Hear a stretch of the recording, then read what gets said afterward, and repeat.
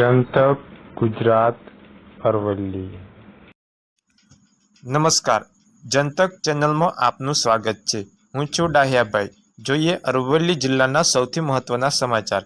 બંગાળની ખાડીમાં સર્જાયેલા ડિપ્રેશનની સીધી અસર હવે ગુજરાત પર જોવા મળશે।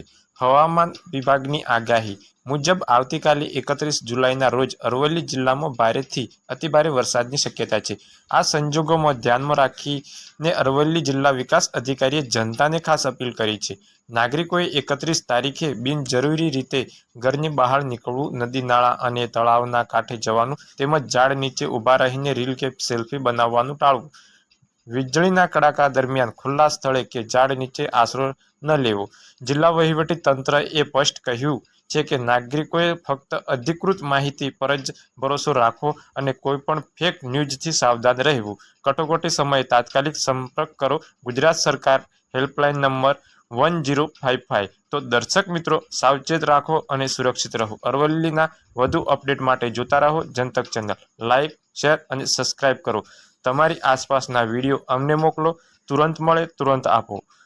વોટ્સઅપ કરો 9726686611। જનતાની વાત જનતા સુધી। સબસ્ક્રાઇબ કરો જનતક ચેનલ। આભાર।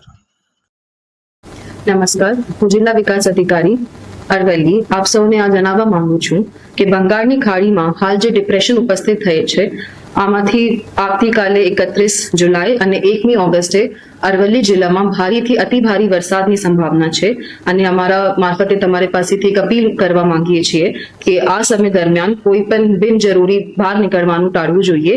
સાથે નદી કિનારે કે તળાવ કે વધારે પાણી ભરાયેલા કોઈ પણ જગ્યા ઉપર રીલ કે સેલ્ફી માટે તમારે બિનજરૂરિયાત નહીં જવાનું।